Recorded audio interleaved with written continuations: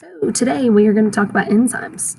Enzymes are very important to your daily life, and here are some examples of how you actually use these, even though you don't realize it.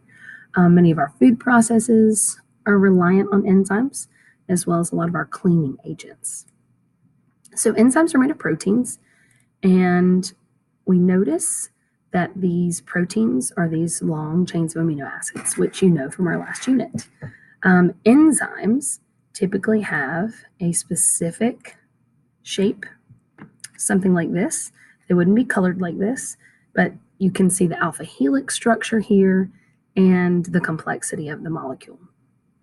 So usually when we show enzymes, we just draw some very simple shape like this, and then the active site is denoted by something like this little piece that's a little bit different than the circle.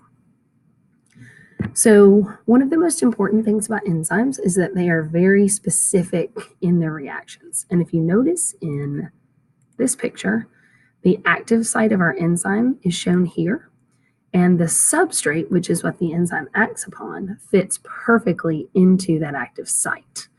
So the enzyme and the substrate fit together, and one substrate will match or fit with one enzyme. So you can notice it's usually a pocket or a groove that's on that protein surface. And here's the really important part.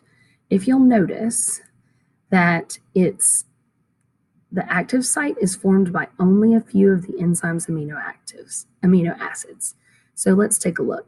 If we imagine that amino acids are lining this entire active site, remember our amino acids where we had our carbon, we have our carboxyl and our amino groups. And do you remember the R group that we have below this? So remember that those R groups are variable. So imagine that those R groups are all facing out on this active site. So you've got these R groups and they're facing out. And imagine that the substrate has also little segments of the chemical that come into contact with these R groups. And those chemical reactions will fit perfectly together so that you might have a hydrophobic and a hydrophobic interaction coming together. You might have a positive and a negatively charged molecule coming together in these sections. And that is actually what allows it to be very specific. So we have a model called the induced fit model, and this is what we believe actually helps the enzyme to work a little bit better. So our substrate, which is whatever the enzyme is acting on, will bump into the active site of the enzyme.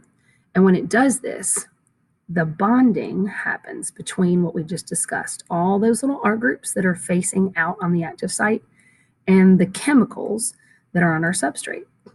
And they literally can kind of attach and squeeze almost, and they put a little bit of pressure on this bond of those substrates because of all this bonding that's happening here. So imagine all these interactions happening all along the active site. And when that happens, now you have a little bit of pressure on this bond, and that small amount of pressure there enables this bond to totally break, and you end up with products at the end.